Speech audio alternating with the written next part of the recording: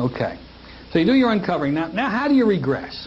Well, there are a gazillion different ways. Let's talk about some, let's demonstrate some, and kind of get us into showing you how it works.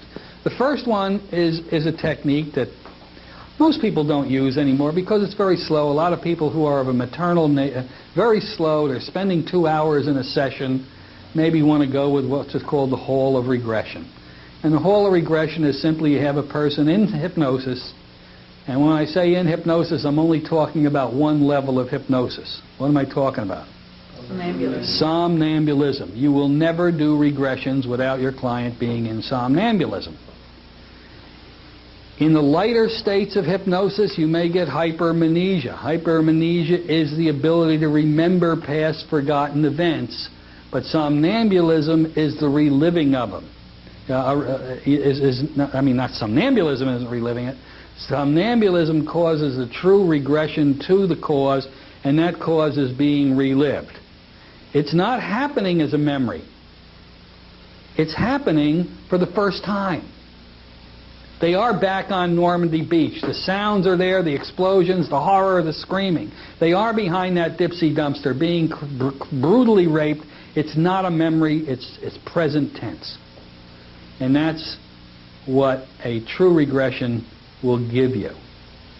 So, you need somnambulism. The starting point is always somnambulism. If you don't know how to do somnambulism, please learn it and become comfortable with it. And anybody can do it. It's just the easiest thing in the world to do. We're not going to teach that class. So, you start off with somnambulism. Now in the hall of regression, you simply have a person, imagine they're walking down a hall, like in a hotel or a motel, and they look at the doors, say they're on the right, and each door is a earlier year of their life. And they're standing in front of the door, which is marked with their present age. So if it was me, I'd be looking at a door that said 36.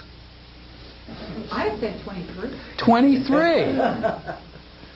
Thank you, David.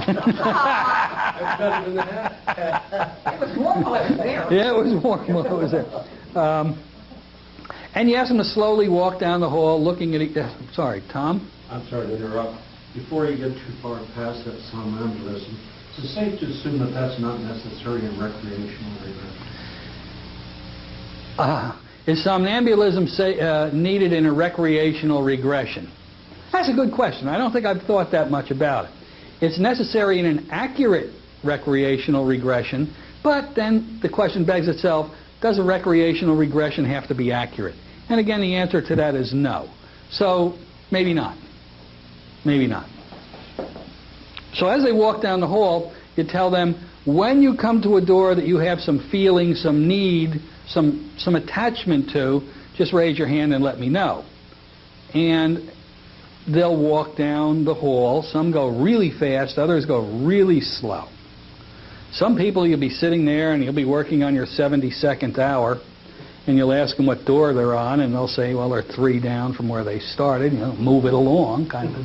But most people zip down there and get there within 30 seconds or so, and they'll raise their hand, and you'll say, okay, in a minute I'll have you open the door, and walk in, and there'll be a pedestal in front, right in the middle of the room, no furniture, just a pedestal, and there's 2 buttons, a green one and a red one.